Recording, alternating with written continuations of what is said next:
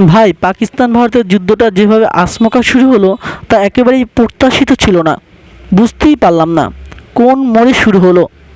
হ্যাঁ দোস্ত, যুদ্ধটা শুরু হলো সীমান্ত ছোটোখাটো সংঘর্ষ থেকে।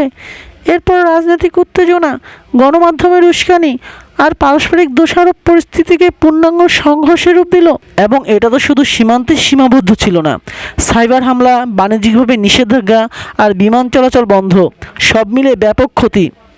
একদম। পাকিস্তানের ক্ষেত্রেও ক্ষতি হয়েছে অর্থনীতিতে।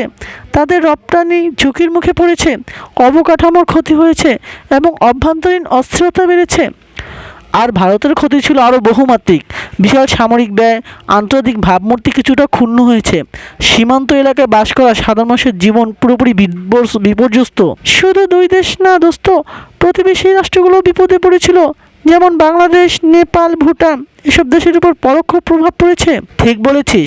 বিশেষ করে বাংলাদেশ, যেহেতু ভারতের সঙ্গে সরাসরি সীমান্ত আছে, সেখানে শরণার্থী প্রবাহ, সীমান্ত নিরাপত্তা এবং বাণিজ্যিক ক্ষতির আশঙ্কা তৈরি হয়েছিল। চিন্তা কর, যুদ্ধ যদি আরও কিছুদিন চলতো তাহলে পুরো দক্ষিণ এশিয়ার অর্থনীতি থমকে যেত, বিশ্ববাজারে আঞ্চলিক পণ্যের রপ্তানি বন্ধ হতো, বিনিয়োগকারীরা পালিয়ে যেত।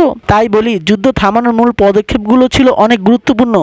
প্রথমত জাতিসংঘের মধ্যস্থতা, দ্বিতীয়ত নিরপেক্ষ রাষ্ট্রগুলো কূটনৈতিক চাপ, যেমন যুক্তরাষ্ট্র, সংযুক্ত আরব আমিরাত, সৌদি আরব, চীন। তারা দুই দেশকে শান্তিপথে ফেরাতে চাপে রেখেছিল। আরেকটা ভূমিকা ছিল গণমাধ্যমের, সুশীল সমাজের। তারা উস্কানি না দিয়ে শান্তি প্রতিষ্ঠার বার্তা ছড়িয়েছে। এতে জনগণের ভয়ও কিছুটা কমেছে। কিন্তু জানিস কি, যুদ্ধ এড়ানোর সবচেয়ে কার্যকর কৌশল হচ্ছে আগে থেকে কূটনৈতিক সম্পর্ক শক্ত রাখা। নিয়মিত ডায়ালগ, যৌথ সামরিক মহড়া আর রাজনৈতিক সদিচ্ছা থাকলে যুদ্ধ এড়ানো সম্ভব। একদম। যুদ্ধ কোনো সমস্যার সমাধান নয়, বরং নতুন সমস্যার জন্ম দেয়।